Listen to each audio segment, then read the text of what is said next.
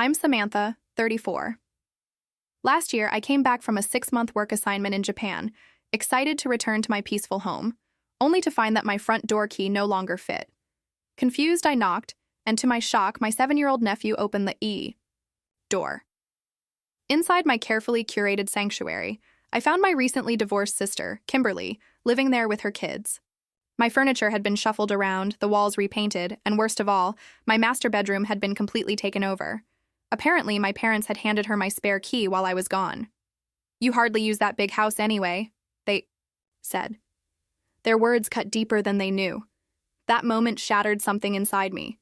But before I take you down the path of how I uncovered the full scope of their betrayal while I was overseas, let me know where you're tuning in from, and hit subscribe if your own family's ever crossed a line you thought was sacred. Now, to understand the depth of this betrayal, you need to know. I didn't come from a broken family, at least not on the surface. We celebrated holidays, had the occasional Sunday dinner, and always presented ourselves like a Hallmark card version of family unity. But behind closed doors, it was never really that perfect, especially between me and Kimberly. I was always the structured one, the responsible daughter. While Kimberly coasted on our parents' support, I gritted through college with a part-time job, budgeted every dollar, and built a steady, respectable career in business consulting over 12 relentless years. By 30, I'd saved enough for the down payment on my dream home, a stunning 3-bedroom colonial tucked into a quiet suburb. It had a backyard I transformed into a blooming garden, a space that grounded me. That house wasn't just real estate, it was my independence carved in wood and brick. I poured my weekends into personalizing it, built-in shelves I stained by hand, hardwood floors I polished until they gleamed, and a backyard lined with roses and herbs that made cooking feel like magic. Every detail echoed my journey, earned, not given. My home office, facing the garden, became the birthplace of every major client proposal I'd ever landed. It was sacred space. Kimberly's life had spun in a different orbit. She married her high school boyfriend, Brian Wright, right after graduation. By 25, she had 2 kids, Jack, now 7, and Lily, 5, but never finished college. Her life with Brian was turbulent. He cycled through jobs, and she spent like the money would never run out. Spoiler, it always did. I lost track of the number of times our parents covered their rent, utilities, even car repairs. It was an endless cycle of chaos patched by parental intervention. Then came the inevitable. Brian filed for divorce. "Irreconcilable differences," he cited, though anyone watching saw it coming a mile away. Kimberly was blindsided. Left without a degree, job, or savings, she was spiraling. The divorce dragged on. Custody issues, financial disputes. It was all a mess. As always, my parents, Linda and Richard, wrapped her in immediate support. But this time, they expected me to step up too, on a whole new level. "She's your sister?" my mom would say in her rehearsed, guilt-laden voice during our weekly calls. Family has to stick together during hard times. And I did step up. I babysat Jack and Lily so Kimberly could interview. I loaned her money for a deposit on a new apartment after she moved out. I even paid for a few community college courses so she could retrain. But I also made my limits clear. I needed my space. I needed my independence. So when work offered me the chance to lead a 6-month project at our Tokyo office, with the potential for a promotion I'd worked years toward, I didn't hesitate. It was the culmination of everything I'd built. What I didn't know was that everything I left behind was already being taken. The timing couldn't have been worse given Kimberly's situation, but I couldn't afford to pass this up. My boss had made it very clear. This was one of those now or never moments. "Are you sure you need to go now?" my mom asked as I shared the news over Sunday dinner. "Kimberly really needs the support right now. That apartment she found is way too small for her and the kids." "Mom," I replied, trying to stay composed, "this is a once-in-a-lifetime opportunity. Besides, I've already done more for Kimberly than anyone else besides you and Dad." My father gave a slow nod, reluctant, but not resistant. "We understand, Sam, but family should come first. And that house of yours, it just sits there empty while you're working all day anyway." I should have noticed the glance that passed between them. It was subtle, but calculated. At the time, I chalked it up to concern. but I was too caught up in the excitement of Japan to question it further. Still, I wasn't careless. I made thorough plans before leaving. I hired Andrea, a reliable grad student, to house sit, care for my garden, and manage my mail. I gave my realtor friend, Michael, permission to do occasional exterior checks. I set up automatic payments for everything: mortgage, water, electric. I even made a full emergency contact list. Andrea had the spare key. Michael had backup access. Then, the day before my flight, my mom called with what she called a tiny favor. "Sam, can you drop off your spare key before you head out, just in case something happens with the house sitter?" "I already gave Andrea the spare," I replied. "Michael has emergency access if something comes up." "But we're family," she insisted, her tone dripping with maternal guilt. "What if there's a water leak or a power outage? We're just 20 minutes away. It would be faster if we had direct access." I wanted to say no. Something in my gut hesitated. But keeping peace with my mother has always been a careful dance, so I caved. I didn't give them the key directly. I simply told her the location of my hidden emergency key, tucked behind a loose brick in the garage. That key was meant for disasters: a fire, a burst pipe, not whatever this turned into. I left for Tokyo. The next day, feeling oddly satisfied. Everything was planned to perfection, every detail secured. I had no clue that within mere weeks, the entire structure I'd built so carefully was about to be completely shattered by the very people I trusted the most. For 5.5 months, I worked nonstop in Tokyo. Late nights, cultural barriers, and the constant pressure to prove I belonged. But I delivered. I finished the project early, and not only was my boss thrilled, the Japanese clients were deeply impressed. I earned my promotion, and more than that, I built a reputation for being able to handle international leadership. By the time I boarded my flight home, a full week ahead of schedule, I felt invincible. The 13-hour flight back was spent fantasizing about simple joys: my bed, my garden, a quiet cup of coffee in the morning sun. I hadn't told anyone I was returning early, thinking I'd enjoy a few peaceful, private days before diving back into the chaos of work and family. The first red flag hit the moment my taxi pulled into the driveway. The curtains. My living room window had floral curtains. I left solid navy blue ones. For a second, I genuinely questioned if I had the wrong house, but the brass house numbers confirmed it. This was my home. "That's odd," I murmured, pulling my suitcase out of the cab's trunk and wheeling it up the familiar brick path toward the front door. Maybe Andrea had made a few decorative changes. I hadn't explicitly forbidden it, but replacing my custom curtains? That didn't add up. I reached for the front door and slid my key into the lock. It wouldn't turn. I tried again, jiggling it, then twisting harder.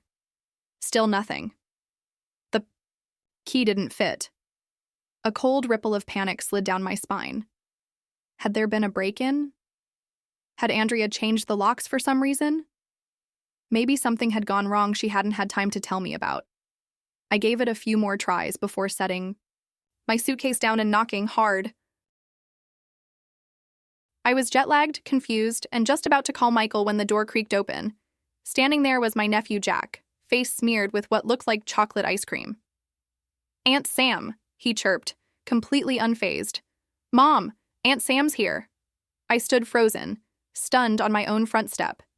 Kimberly appeared behind him, dressed casually in yoga pants and one of my university sweatshirts.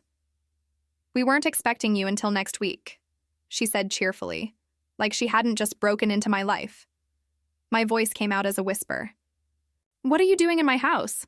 She stepped aside casually. "Come in. It's kind of a mess right now. We weren't expecting company." I stepped inside, but it felt like walking into a stranger's home. My pristine living room had been rearranged around a massive TV I didn't own. Half my bookshelves were empty. Toys were crammed into the shelves where my souvenirs had once sat. The walls were no longer sage green. They were bright yellow. "What happened to my house?" I asked, my voice tightening. "And why doesn't my key work?" Kimberly had the nerve to look vaguely sheepish. "Oh, that. Jack lost my key at the park. So we had to change the locks, just a safety thing. I have a copy for you, somewhere. She wandered over to what had been my perfectly organized entry table, now a chaos of school flyers, junk mail, and plastic toys, and started rummaging through drawers. Kimberly, I said slowly, forcing myself to stay calm, you still haven't answered the main question? Why are you living in my house? She looked up, genuinely puzzled. Wait, Mom and Dad didn't tell you? My stomach dropped. They said it was fine. The apartment I rented turned out to be awful. Moldy bathroom, constant noise. And then when they heard Andrea quit the house-sitting job, they said I should just move in. It made perfect sense. You weren't even using the place. Wait, Andrea quit? Yeah, like 4 months ago. She got some research gig in California. Mom and Dad said they'd tell you. 4 months. Kimberly had been living in my house for 4 months without my permission, or even my knowledge. Where are my things? I asked, glancing around and realizing just how much was missing. Oh, we had to make room for our stuff, she said breezily. Most of your things are in the garage or the spare bedroom. We needed the master bedroom. My back's been killing me. That guest bed is way too small. I climbed the stairs, my dread growing with every step. My sanctuary, my master bedroom, was unrecognizable. My bedding, gone. My closet, stuffed with her clothes. My bathroom counter, crowded with her makeup and lotions. Children's drawings were taped to the walls. A toddler mattress lay on the floor. Lily had been sleeping in here. We put your clothes in storage bins, Kimberly shouted up helpfully. Don't worry, it's all safe. I opened the door to my home office. My desk was buried under toys. My computer, gone. My built-in shelves were now crammed with her romance novels and self-help guides. When I came back downstairs, Kimberly was in the kitchen, calmly making a sandwich. Mom and Dad said it was fine, she repeated, slicing peanut butter triangles for Lily, who I now noticed was using one of my work documents as a coloring sheet. Where's your phone? I asked, my voice suddenly cold, too calm. The rage was coiled tight inside me, and it was about to strike. I need to call our parents. The phone rang 3 times before my mother answered her voice, cheerful Kimberly. How are the kids today? It's Sam. Mom. I said, my voice tight with controlled anger. I'm calling from my house where I just found Kimberly and her children living. Care to explain? There was a momentary silence before my mother responded, her tone shifting from surprise to defensive. Samantha, you're back early. We were going to call you next week to discuss the arrangement. Arrangement? I nearly shouted. There is no arrangement. You gave my sister access to my house without my permission while I was out of the country. Now, Sam, my mother's voice took on that placating tone. I'd heard all my life when she was trying to manage one of my overreactions. You need to calm down and look at this reasonably. Kimberly needed help after that awful apartment turned out to have black mold. The children were getting sick, and your house was just sitting there empty.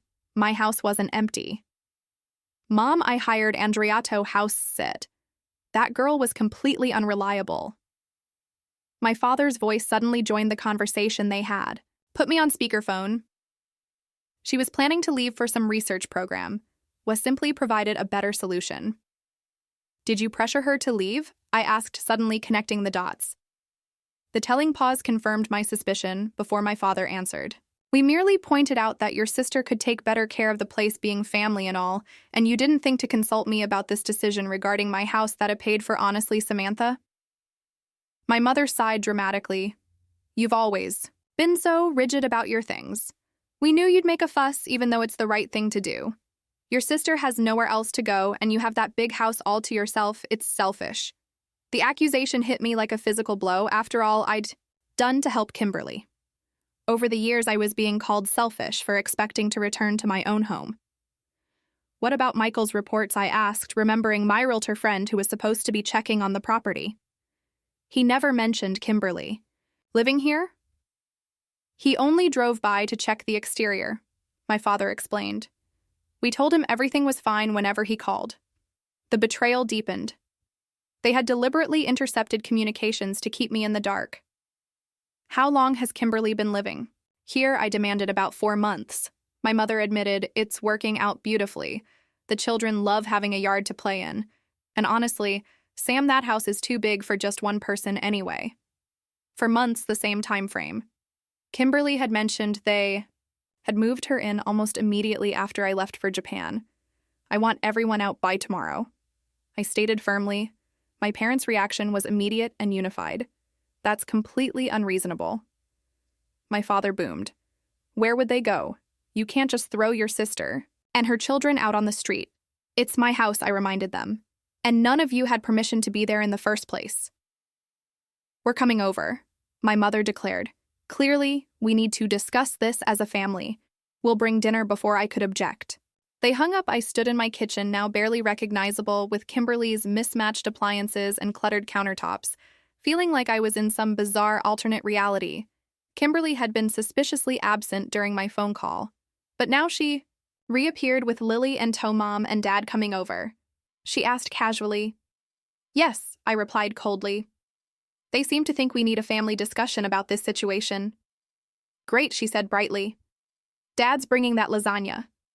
You like from Giovanni's? Her nonchalance was infuriating. Kimberly, do you not see anything wrong with moving into someone's house without their permission? She had the grace to look slightly uncomfortable. Look, I know it's unconventional, but Mom and Dad assured me you'd be fine with it. We're family after all, and the kids love it here. Jack's made friends in the neighborhood, and Lily's school is just down the street school. I echoed. You've enrolled Lily in school using my address. Well, yes, she said as if it were obvious, the school district. Here is much better than where we were before. I massaged my temples, feeling a stress headache forming. This is unbelievable.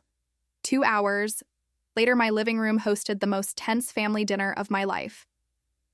My parents arrived with a promised lasagna, acting as if this were a normal Sunday gathering rather than a serious breach of trust. Samantha, my father, began after we'd eaten in an uncomfortable silence. We understand you're surprised, but try to see the bigger picture. Your sister needed help during a difficult time, and I've helped her. I countered. I loaned her money, babysat the kids, paid for her classes, but that doesn't give any of you the right to move into my house without permission. It's just a house. My mother dismissed with a wave of her hand. Family is what matters. Kimberly and the children needed stability. If family matters so much, why didn't you take them in? I challenged. My parents exchanged glances. Our house isn't suitable for children anymore. My father claimed your mother converted the spare bedrooms into her craft spaces years ago. And your house is so much bigger, my mother added.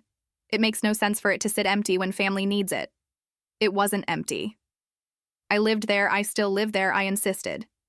But you were gone for 6 months, Kimberly interjected. And you're hardly ever home anyway with all your work trips and late nights at the office. That doesn't make it any less my house that I paid for, I said through gritted teeth. My mother reached across the table to pat my hand condescendingly. Sweetheart, Noon is questioning that you own the house. We're just saying that sharing is the right thing to do in this situation. Sharing would involve asking me first. I pointed out. Well, now that you're back, my father said as if offering a generous compromise, you and Kimberly can live here together. There's plenty of room for everyone, my father said. I stared at him in disbelief. You expect me to share my house with Kimberly and her kids indefinitely? Just until she gets back on her feet, my mother assured me, though her vague timeline only tightened the knot in my stomach. And where am I supposed to sleep? Kimberly's taken over my bedroom. The guest room is perfectly nice, my sister chimed in helpfully. We kept most of your things in there anyway. The conversation dragged on for over an hour, with my family united in the belief that I was being difficult, unreasonable even, for wanting back control of my own home. My frustration grew as they continued to ignore the core issue. This was a violation of my personal space, my autonomy. I can't believe how selfish you're being. My mother finally snapped when I wouldn't budge. After everything we did for you growing up. What does that have to do with this situation? I asked, genuinely confused. Family takes care of family, my father said firmly, like it was gospel. And your mother and I sacrificed so much for you girls. Now it's your turn to sacrifice for your sister. By giving up my house without even being consulted, I pressed. If that's what's needed, Yes, he said without hesitation. As your parents, we expected better from you, Samantha. Kimberly's going through a tough divorce. She has 2 small children. Where is your compassion? The guilt trip was blatant, almost comical if it hadn't hit so hard. Even knowing I was right. That familiar doubt crept in. Was I heartless? Was this selfishness? Or was I just standing up for myself for once? By the end of the night, it was clear. My parents weren't going to bend. If you kick Kimberly and the kids out, you're choosing your house over your family, my mother warned as they stood to leave. Think carefully about what matters more. With that ultimatum, they left, and I was stuck in my own home with nowhere to sleep. The master bedroom now belonged to Kimberly. The guest room was crowded with displaced boxes and old furniture. The high, 3rd bedroom had been turned into a colorful playroom. I'll get a hotel for tonight, I said tightly, grabbing my still-packed suitcase. But this conversation isn't over. Driving to the nearest Marriott, betrayal simmered beneath my skin, like a fever. My own family had trampled over my trust, dismissed my ownership, and painted me the villain. The hotel bed was fine, but sleep was elusive. My mind reeled, unable to rest. I kept picturing my once tidy sanctuary defaced. Children's drawings, taped over my art, toys littering the polished floors, clutter everywhere. It no longer felt like mine. By morning, I'd traded several heated texts with my parents. They remained unmoved. Stop being dramatic, my mother wrote. It's just stuff. Family matters more than things. I returned to the house while Kimberly was dropping the kids off at school, hoping I could assess the full damage in peace. What I found was worse than I'd imagined. My bedroom closet? Completely emptied. Kimberly's clothes now hung where mine used to. My wardrobe was dumped into plastic storage bins, poorly folded, wrinkled, and stacked in the garage. They smelled of oil and mildew. In the bathroom, my expensive skincare had been used up. My monogrammed towels were gone, replaced with cartoon ones. Even my custom shower curtain had been swapped out for something childish, but the worst was yet to come. I opened my jewelry box, seeking comfort in my grandmother's pearl necklace. She had left it to me after she passed. It was one of the few things I treasured deeply. The compartment was empty. Panic set in. I tore through the room. Then I checked the vanity. There it was, tangled in Kimberly's jewelry pile, 2 pearls missing, the clasp broken. Hands shaking, I called her. "Oh, that old thing," she said dismissively when I asked about it. "I borrowed it for a job interview. The clasp was already loose. It broke when I took it off. I meant to tell you." "You had no right to touch it," I said, my voice trembling. "That necklace was from Grandma. It's irreplaceable." "Don't be so materialistic, Sam," she sighed. "It's just a necklace. Besides, we're sisters. What's yours is mine, right?" Apparently, that sentiment extended to everything I owned. I continued surveying the house. It got worse. My business souvenirs from years of international travel, damaged or missing. My first edition book collection, stacked in cardboard boxes in the garage, several volumes warped from water damage. Even my home office had been transformed. My desk was scratched from kids' crafts, my organized files scattered, or trashed. A knock on the door startled me. It was Margaret, my elderly neighbor. She had occasionally watered my plants before I left. "Samantha, you're back," she said brightly. "I thought you weren't returning until next week," your sister said. "You'd extended your stay in Japan." "Another lie," I muttered. "My project finished early," I explained, forcing a polite smile and letting her in despite my state. "I've been keeping an eye on things," Margaret said as she settled onto the couch, my couch, now draped with a hideous floral cover. "Your sister and her kids seem right at home. She told the neighborhood association you two co-own the place now." "Co-own?" I repeated, shocked. "That's what she said. That you're based overseas and she handles things here. She even goes to the meetings in your place." I was stunned. Kimberly had completely rewritten our arrangement to the community. The lies were snowballing. After Margaret left, I checked the mail. More bad news. Several utility bills were marked "Final Notice." One envelope was from the mortgage company, warning of missed payments. I immediately contacted the mortgage company, only to discover the automatic payments I'd set up had been canceled 3 months ago. Checking my online banking, I found the funds I'd earmarked for those payments untouched in my account. Kimberly hadn't stolen the money directly, but her failure to uphold the arrangements I'd established was endangering my credit score and possibly my ownership of the home. What shook me more was the letter from a local bank, denying a home equity loan I had never applied for. Apparently, Kimberly had tried to take out a loan using my house as collateral, forging my signature on the application. Only the bank's verification process had stopped the fraud from succeeding. Surrounded by paperwork that proved Kimberly's complete disregard for my privacy and property, my phone pinged. It was a string of texts from my parents, asking if I'd calmed down and was now open to discussing a reasonable arrangement for living with Kimberly. The final blow came when I heard a man's voice outside. Looking out the window, I saw Brian, Kimberly's ex-husband, unloading groceries from his car like he'd done it dozens of times. When I confronted Kimberly, she was unfazed. "He's been helping with the kids on weekends," she said. "It's easier when he stays over rather than driving back and forth." "You've had your ex-husband staying in my house too?" I asked, stunned. "Only in the guest room," she said, like that somehow made it okay.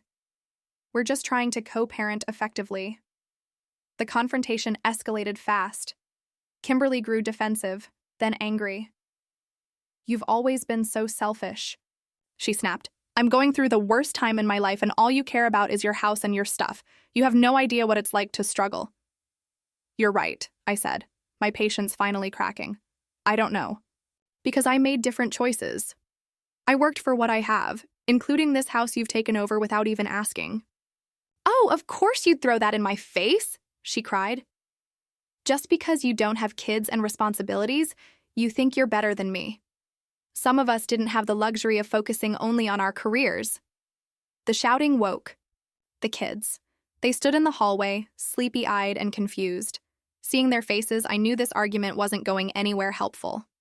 "I'm going back to the hotel," I said, grabbing my purse. "But this isn't over, Kimberly." My phone rang within the hour. My parents. Clearly, Kimberly had already called them. "If you kick your sister and those innocent children out of that house, you're no daughter of ours," my father said. "Family stands by family, Samantha. I didn't raise you to be this cold-hearted." "And I wasn't raised to let my boundaries be trampled," I said, though my voice trembled as tears welled up. After hanging up, I collapsed on the hotel bed and cried. It wasn't just the invasion of my home, it was the betrayal. How my family, united against me, dismissed my feelings and tried to manipulate me into silence. In a moment of desperation, I called my best friend, Jessica, who lived out of state. As I poured out everything, she listened, furious on my behalf. "Sam, they're completely in the wrong," she said. "This isn't about being selfish. They violated your trust in a serious way. Don't let them flip this on you." "But what if they're right?" I whispered, voicing the doubt I hadn't admitted even to myself. "What if I am being selfish by not helping her when she's in need?" "There's a difference between helping someone and letting them hijack your life," Jessica said firmly. "You've already helped Kimberly. This is way beyond normal." She helped me connect dots I'd been ignoring, how my parents had always favored Kimberly, how I was expected to be the responsible one, and how any attempt to draw boundaries got twisted into accusations of cruelty. "You need to take control," Jessica urged. "Not just of your house, your whole dynamic with them. They're counting on you to give in again, like always." By the time we hung up, the tears were gone. In their place was a quiet but growing sense of resolve. This wasn't just about my home. It was about standing up against years of emotional manipulation. I spent the night researching legal options and outlining next steps. By morning, I had a plan. My family had cornered me, but this time I wasn't backing down. That morning, I met Michael, my realtor friend at a local coffee shop. His face was drawn with guilt as I sat down. "Sam, I'm so sorry," he began. "I didn't know Kimberly was living there. I only did exterior checks like we agreed. When I called, your parents always said things were fine. I had no idea." "It's not your fault," I said, waving off his apology. "They kept you in the dark just like they did to me." As we ordered coffee, I filled him in. The unauthorized occupancy, the forged loan attempt, the changed locks, the ruined property, and my family, insisting I just accept it. Michael listened carefully, his professional focus returning. When I finished, he opened his tablet.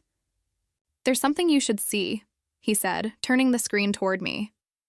Before my Japan trip, I had given him the green light to look for properties in Boulder and said if he found the right one, he could start preparing my current house for listing, contingent on my approval. Amid the chaos, I'd forgotten that. "I found it, Sam," he said, showing me photos of a sleek, modern home nestled against the foothills. "It checks every box. Home office with views, main floor master, sustainable features, near trails but also close to work." It was exactly the kind of home I'd dreamed of, something I'd casually searched for over 2 years. "The market's hot," Michael added. "Your current house would sell quickly at a strong profit, especially with the upgrades you've made. I was about to call you in Japan, but your parents said you were extending your stay." Another lie. But their deceit had accidentally handed me the perfect escape. "Let's do it," I said. "List the Boulder property." Michael looked startled. "Are you sure? Don't you want to see it in person first?" "Schedule a viewing this week," I said. "But start the process now. I'm ready to move." As he took notes, I shared my bigger concern. "I need Kimberly out of my house, legally. What are my options?" Michael referred me to a real estate attorney. I got an appointment that afternoon. By lunchtime, I had a clear understanding of the eviction process. Since Kimberly had never paid rent or signed a lease, she wasn't a tenant. She was an unauthorized occupant. That simplified things. Still, Colorado law required a formal notice and a reasonable time frame to vacate. 30 days is standard, the attorney said. Given that kids are involved, a judge would likely agree. I can draft the notice today. The legal process was simple but firm. I knew the emotional fallout would be intense. My family would see this as the ultimate betrayal, something unforgivable, possibly even cause for permanent estrangement. Was I truly ready to face that? I pictured Thanksgiving dinners, Christmas mornings, the warm illusion that family was forever. Then I thought about my grandmother's broken necklace, my water-damaged books, and the blatant disrespect for my space and feelings. "Proceed with the notice," I told the attorney, "and please document the current state of this property too." That night, I video called Jessica to strategize further. With her background in corporate crisis management, she offered sharp, practical insight. "You need thorough documentation," she said. "Photos of the damage, proof of unauthorized changes, saved messages, everything. Operate as though this could go to court." The next day, I took her advice seriously. I methodically photographed each room, detailing every change and item that had been damaged or moved. I compiled digital records, texts, emails, screenshots, school records using my address, and the loan application fraud. I installed a new security system, complete with outdoor cameras that sent real-time alerts to my phone. Not out of fear of violence, but to ensure I had a record if anyone tried to destroy or remove anything after getting the eviction notice. Strategizing gave me a sliver of control in the chaos, but emotionally, I was unraveling. Every night in that sterile hotel room, I waded through guilt, anger, sadness, and doubt. Was I being too harsh? Was a permanent family rift truly worth reclaiming my house? I finally scheduled a remote session with a therapist. She listened quietly, then said, "What you're going through is fog, fear, obligation, and guilt. These are classic tools used in dysfunctional family systems to keep individuals from setting boundaries." Her words hit hard. "Wanting respect and autonomy isn't selfish," she added. "It's necessary. You're not destroying your family. You're finally seeing it clearly." That validation helped me breathe again. This house situation hadn't created the dysfunction. It had simply peeled back the layers that were always there. By the end of the week, I had everything in place. I toured the Boulder property with Michael and instantly knew it was the right one. I made an aggressive offer, which was accepted within hours. Meanwhile, Michael scheduled the listing of my current home to begin after the 30-day eviction deadline, avoiding any unnecessary complications. He was optimistic about multiple high offers, especially given recent improvements. I created a support circle, Jessica, my therapist, and a few close friends who understood toxic family dynamics. I also braced myself emotionally, fully expecting my parents to follow through on their threat to disown me. The night before the notice was served, I sat quietly in my hotel room, overwhelmed by emotions. I wrote a letter I never intended to send, a heartfelt message to my family. I told them I loved them, but I needed to break the toxic cycle that had defined our relationship for far too long. Writing it helped me process the grief. As I sealed the letter and tucked it into my suitcase, I felt something strange. Peace. For once, I wasn't folding to pressure. I was standing up for myself. The price might be steep, but maybe I was finally starting to believe that I was worth protecting. The next morning, a professional process server delivered the eviction notice to Kimberly. I'd made a conscious decision not to be there. I didn't want to escalate things or traumatize the kids with a scene. As predicted, my phone began buzzing with calls and texts within the hour. I let most go unanswered, scrolling through the notifications with an odd sense of detachment. My mother's voicemail said, "How could you do this to your own sister? 30 days isn't nearly enough time to find a home with kids." My father was colder. "This legal nonsense will ruin our family. Stop it now before the damage is permanent." Kimberly's texts were more erratic, swinging from fury to desperation. "You've always been jealous of me," she claimed in one. "You're happy watching me suffer." Minutes later, she sent another message. "Please, Sam, don't do this to the kids. They're your niece and nephew. They love it here." I stared at my phone, then composed a single message and sent it to all three. It read, "I'm open to helping Kimberly transition, security deposit, temporary housing, whatever is reasonable, but the current arrangement must end. The 30-day timeline remains." It was a sincere offer. I wasn't heartless. I just needed boundaries. Their response? More silence, then more rage. The financial help did nothing to calm the storm.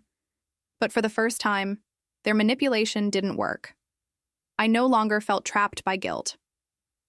I had made a decision based on facts, safety, and sanity. The emotional cost would be high, but the cost of continuing to be their emotional doormat was higher.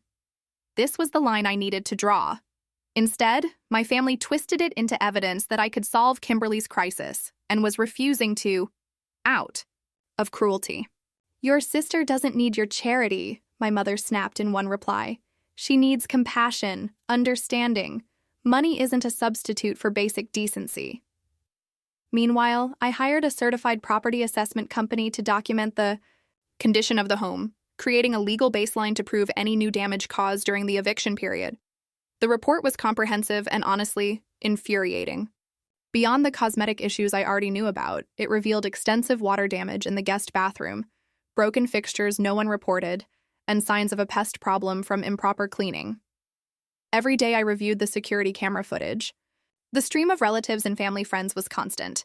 Some came to visit, others likely came to strategize. I recognized uncles, aunts, old neighbors, each one leaving with frustration etched across their faces. On the 5th day, my phone rang with an unknown number. It was Brian, Kimberly's ex. "This eviction's hurting my kids," he said, skipping any pleasantries. "Jack's been waking up screaming. Lily cries at school, can't sleep." "I'm sorry to hear that," I replied genuinely. "But this situation wasn't created by me. It was Kimberly's choice, and my parents." Brian sighed, his voice softening. "Look, I get why you're upset. Moving in without asking wasn't right. But the kids, can't you give them more time? A few more weeks? I've already offered to help with transition costs, and 30 days is standard." Kimberly knew this was never permanent. "Did she, though?" Brian asked. "Because your parents told her this was long-term. They even said to enroll Lily in the school district for the year." That stopped me cold. I wanted to scream. Of course they had misled her. They didn't think I'd say no. They assumed I'd just accept it, like always. That my silence was consent. 10 days passed without a single civil conversation, just increasingly angry texts. Then I got a certified letter from a lawyer representing Kimberly. The letter claimed she had tenant rights now, and she was demanding 6 more months. I forwarded it to my attorney. He barely blinked. Without a lease, payment history, or permission, she has no tenancy, he said. His reply was prompt, formal, and ironclad. He reiterated the 30-day deadline and made it clear that interfering with the property sale would bring legal consequences. And just like that, silence. No calls, no angry texts. I thought maybe, just maybe, reality had finally sunk in. Then my dad called. "Samantha," he began, his voice far less confrontational than before. "Can we speak rationally?" I didn't respond. "We realize now we should have talked to you first," he continued. "That was a mistake." "A mistake?" I echoed, stunned. "You moved people into my home, changed locks, lied about it. That wasn't a mistake, Dad. That was betrayal." "We were just trying to help your sister," he said. "Her life fell apart. We meant well." "The road to hell is paved with good intentions," I replied flatly. "You crossed a line, and now you're facing consequences." "What if we make it official?" he asked. "Let Kimberly pay rent, sign a lease. You won't have to manage anything. We'll handle all of it." "The house is being sold," I said, my voice steady. "I've already accepted an offer on another property and listed this one with Michael." There was a pause, thick and quiet, before my father spoke again, his tone low and bitter. "You're selling it just to punish your sister. That's disgusting, Samantha." "I've been planning to move for over a year," I said calmly. "Michael was already showing me listings before I left for Japan. This just sped things up." "So that's it?" he snapped. "You're throwing your sister and her kids onto the street and running away? What about family? What about me?" "Dad, not one of you has admitted that what happened was wrong. Not once. I'm not the villain here for demanding basic respect for my property and personal space." Like always, the call ended without resolution, but this time felt different. Something had shifted. They finally realized I wouldn't be guilted or manipulated anymore. 2 weeks into the 30-day eviction period, Michael called with an update. We had 5 solid offers on the house, all over asking price. The highest was nearly 20% above list, with minimal contingencies and a flexible close date. "Do they know about the current occupants?" I asked. "Yes," Michael assured me. "I've been upfront about the 30-day eviction. They're okay waiting for clean possession." I accepted the offer. We set the closing for 2 weeks after the deadline to allow time for cleanup and repairs. The next morning, I drove to the house. It was time to tell Kimberly myself. I found her alone in the kitchen. The kids were at school and the house was quieter than I'd seen it since coming home. "We need to talk," I said, turning down her offer of coffee. "The house is sold. The new owners take possession in about 5 weeks. Kimberly's face went pale. "You actually sold it? Without telling me?" "I'm telling you now," I said evenly. "You've had over 2 weeks' notice." "But I thought—" She stopped, the realization hitting her. This wasn't a bluff. This wasn't a threat. "Where are we supposed to go?" she asked. "That's up to you to figure out," I said. "I've offered help with deposits or temporary housing. That offer still stands." "You know what rent costs around here?" she protested. "Most places want proof of income. I don't start my new job for another month." "Mom and Dad have a house," I pointed out. "They can take you in temporarily." Her expression said it all. Our parents, eager to volunteer my home, weren't offering their own. "They said their place isn't set up for kids," she mumbled. "Then that's between you and them," I said, trying to stay firm, though I felt a flicker of sympathy. "But you need to vacate this house in 16 days. As I turned to go, Kimberly called out. Her voice was quiet. "Sam, I'm sorry about Grandma's necklace. I shouldn't have taken it." It was the first real apology I'd heard from anyone in my family. It caught me off guard. For a moment, I saw my little sister again, the one I used to defend and care for, before everything changed. "Thank you," I said softly. "That means something." Later that afternoon, my mom called. Her voice was urgent, as though she believed she had a winning argument. "Kimberly applied for subsidized housing, but there's a waiting list," she explained. If you sell, she and the kids will be homeless. Or, I said, you and Dad could let them use your guest room or help pay for a rental. There are options that don't involve my house. We're on a fixed income, Samantha. We can't support another household. Neither can I, Mom, and it's not fair to ask me to give up my house indefinitely for this. I never thought you could be this cold, she said, and hung up. The final stretch of the eviction period was tense, but calm. Through the cameras, I saw furniture being carried out, boxes packed, a borrowed truck in the driveway. Friends and family came and went, helping her move. 3 days before the deadline, I got a short text from Kimberly. We'll be out by Friday, rented a place in Lakewood. Brian helped. A strange wave of relief hit me. She'd figured it out. It didn't fix the damage done between us, but it was something. On the final day, I arrived with Michael and a locksmith. It was time to change the locks. Again. Kimberly and the kids were gone, along with every trace of their belongings. But the mess they left behind remained. Paint-splattered walls, stained carpets, gouged hardwood floors. The cost of repairs will come out of your sale proceeds, Michael reminded me. Still, with how far over asking you're getting, you'll come out ahead. As we walked through the empty house, I spotted a note taped to the fridge, unmistakably in my mother's handwriting. I hope this empty house brings you more joy than your family ever did. The guilt trip was so predictable it nearly made me laugh. Instead, I peeled the note down, folded it alongside the unsent letter I'd written weeks ago, artifacts of a family breaking at the seams. That night, back in my hotel room for what would be one of my final evenings in the city, I received a call from my father. I still don't agree with how you handled all this, he opened, his tone gruff. But your mother and I decided Kimberly and the kids can stay with us until she finds a place. As close to a concession as I'd ever get. I'm glad to hear that, Dad. Will I see you before I leave for Boulder? The question carried layers, an invitation, a test, a sliver of hope.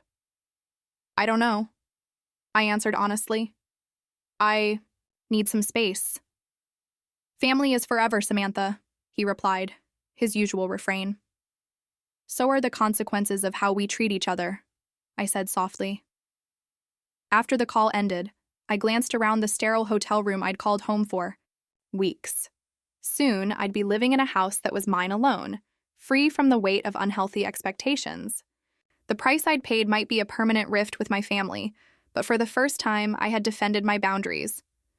Whatever came next, I would face it not as the family fixer, but as someone finally choosing herself. In that moment, despite everything, I felt strangely at peace. 6 months after the eviction ordeal, I stood in the living room of my Boulder home, watching the alpenglow set the flat irons ablaze in hues of pink. The modern house, with floor-to-ceiling windows framing the mountains, was everything I'd envisioned. Quiet, safe, entirely mine. The sale of my old home had closed without further issues. We'd sold it for 22% over asking, more than enough, to cover both this home and the repairs Kimberly's family had necessitated. Michael handled the closing perfectly. The new owners, a young couple, were thrilled. They were going to repaint anyway, Michael had said with a wink, so technically, Kimberly did them a favor. But this move meant more than new scenery. It was a reset, a visible commitment to the personal boundaries I had set in motion months earlier. My home now had a security system, cameras, and smart locks with temporary access codes. No spare keys tucked under a planter for relatives to find. Communication with my family had remained minimal. Kimberly and her kids had indeed moved in with our parents. According to my Aunt Elaine, still the only one who called regularly, the arrangement was driving everyone up the wall. The craft rooms my mother once claimed couldn't accommodate children had been hastily reverted into bedrooms, and the fixed income that couldn't support one more person was suddenly stretching to support 3. I sent Jack and Lily birthday cards with generous gift cards. They weren't to blame. But otherwise, I kept my distance, giving myself time to grieve and process the betrayal, with the help of Dr. Winters, my therapist. Family estrangement is rarely a single event, she told me in session. It's a pattern that finally breaks under pressure. And we had named those patterns. Constant sacrifice for Kimberly, the disregard for my boundaries, the manipulative guilt trips when I pushed back. The house invasion had only made the invisible visible. Does it get easier? I asked Dr. A. Winters after a tough day, triggered by yet another voicemail from my mother, sobbing and accusing me of tearing the family apart. It does, she said. The guilt fades, and over time, the absence of toxicity feels like relief. And it did. I was building a new life, on solid ground. After my promotion from the Japan project, I got a substantial raise and the freedom to work remotely. I joined a hiking club, got close with neighbors, and even started dating again. My social circle now included people who truly got the pain of strained family ties. We jokingly called ourselves the Holiday Orphans and had started planning our own gatherings for Thanksgiving and Christmas. Blood isn't the only kind of family, my neighbor Trevor told me one morning. He hadn't spoken to his father in over a decade. Sometimes the family you choose treats you better than the one you were born into. A few months after my move, an unexpected email arrived from Brian, Kimberly's ex. He shared that they had reconciled, moved into a new apartment, and were both in counseling. The eviction was a wake-up call, he wrote. Kimberly is working through some tough truths. We're finally in a healthier place. He included a picture of Jack and Lily smiling in front of their new building. They ask about their Aunt Sam, he added. If you're open to it, I know they'd love to hear from you. I sent a care package the following week. Books, puzzles, and a letter about the hawks nesting near my deck. I made no promises but left a door cracked open. My parents, however, remained a more tangled situation. After months of angry messages, they switched tactics, acting as if nothing had ever happened. My mom's texts started asking about work, as if we were catching up after a busy week rather than navigating a massive rupture. Dr. Winters helped me understand the pattern. Denial, pretending conflict didn't exist, expecting everything to return to normal without addressing the pain. You get to decide the terms of any future relationship, she said. Reconciliation without accountability isn't healing. With her help, I set clear terms, brief monthly calls, no pop-ins, and ending the conversation if they guilt-tripped me about the house or Kimberly. I'm open to rebuilding, I told my father during one such call. But not if we're pretending the past didn't happen. Trust takes time and effort from everyone. The line went quiet. I thought he'd hung up. Then finally, he exhaled. We were trying to help your sister. I know, I said. But you did it by hurting me. Both things can be true. It didn't fix everything, but it was a start. An honest one. My mother resisted more. But in a recent call, she admitted, we should have asked you first, before quickly adding, but we knew you'd say no. Baby steps, Dr. Winters called them. If healing was possible, it would take years, not days or weeks, as spring brought wildflowers to the trails near my home. I reflected on everything that had unfolded in the past year. Despite the pain, I felt gratitude. The house invasion had forced me to examine the patterns I'd long accepted. It sharpened my sense of what mattered and gave me the resolve to live according to my own values. I'd learned that helping others shouldn't mean losing yourself. That generosity given freely is not the same as sacrifice extracted through guilt. I'd discovered that while standing up for myself was uncomfortable and often met with pushback, it brought peace I never found in people-pleasing. And most profoundly, I understood that love without boundaries wasn't really love. It was codependence. It kept everyone small. As I watched the sun set from my deck that evening, I felt calm in a way I had never known. The future with my family remained uncertain. But I faced that uncertainty from a place of strength, not anxiety. Whatever happened next, it would happen on my terms, in my time, in my way. And that, I realized, made all the difference. Have you ever had to draw hard boundaries with family? What was the hardest part for you? Guilt, confrontation, or something else? Share your experience in the comments. And if this story resonated, please like and subscribe for more journeys through complex family dynamics and personal growth. You're not alone, and setting boundaries isn't selfish. It's necessary.